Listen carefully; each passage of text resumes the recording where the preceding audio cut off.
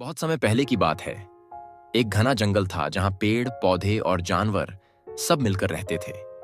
उस जंगल में एक छोटा जादुई गांव भी था, जहां सिर्फ परियां और जादुई जीव रहते थे। इस गांव की सबसे खास बात थी वहां का जादुई तालाब। इस तालाब का पानी इतना शुद्ध और पवित्र था कि जो भी उसकी एक बूंद पी लेता, उसके दिल की सारी बुरी भावनाएं खत्म हो जातीं। जंगल के किनारे एक शेर रहता था, जिसका नाम सिंह था।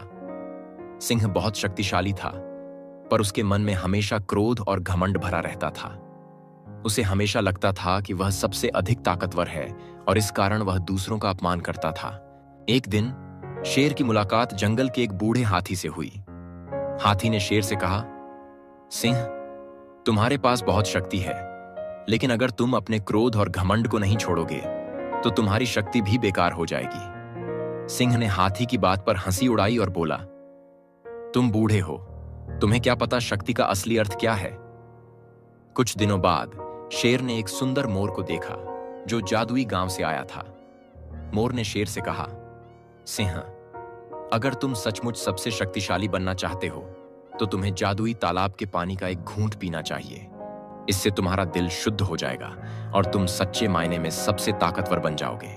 वह मोर के साथ जादुई तालाब की ओर चल पड़ा। जैसे ही वह तालाब के पास पहुंचा, उसने देखा कि तालाब का पानी क्रिस्टल जैसा चमक रहा था। शेर ने तालाब से पानी का एक घूंट लिया।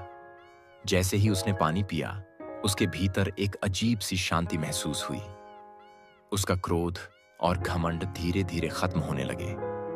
शेर ने महसूस किया कि असली शक्ति दूसरों के प्रति करुणा और प्रेम में है, न कि क्रोध और घमंड में। वह समझ गया कि हाथी और मोर दोनों सही थे। उस दिन से शेर ने अपने जंगल के सभी प्राणियों से प्रेम और सम्मान के साथ व्यवहार करना शुरू कर दिया। इस तरह शेर ने सीखा कि असली ताकत दिल की पवित्रता और दूसरों के साथ करुणा में होती है। जादुई तालाब ने न सिर्फ शेर को बदला, बल्कि पूरे जंगल को प्रेम और शांति से भर दिया।